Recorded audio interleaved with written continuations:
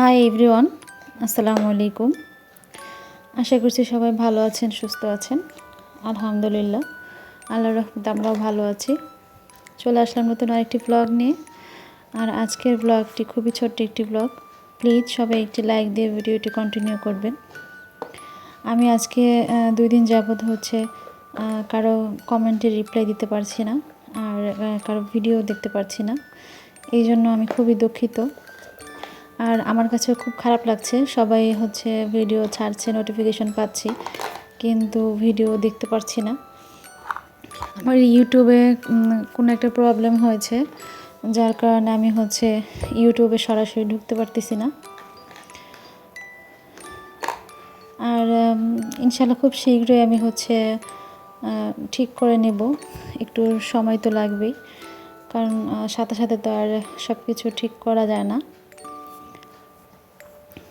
Please আমাকে কেউ ভুল বুঝবেন না। আমি ইনশাল্লাহ খুব তাড়াতাড়ি আপনাদের ভিডিও কমেন্টগুলো রিপ্লাই দেবে, এবং যারা আমাকে সাপোর্ট করছেন, আমাকে বন্ধু মনে করে, আমি অবশ্যই সবাইকে সাপোর্ট করব।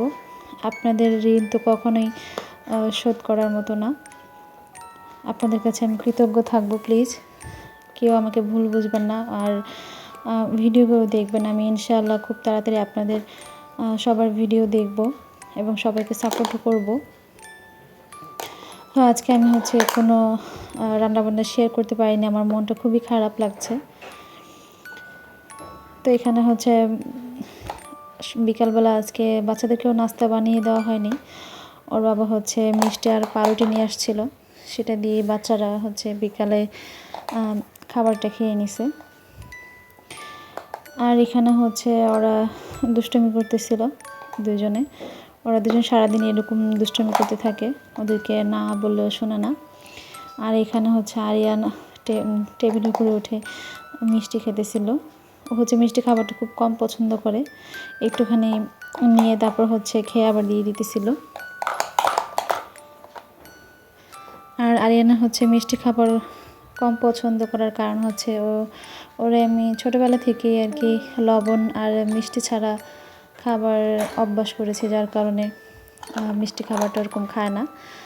আর তাহমিদের বাবা তাহমিদ হাসানকে এরকম এগুলো কি বলে, চরকি না কি বলে জানি না সঠিক, এগুলো কিনে দিয়েছিল। আর এগুলো দিয়ে ওরা খেলা করতেছিল।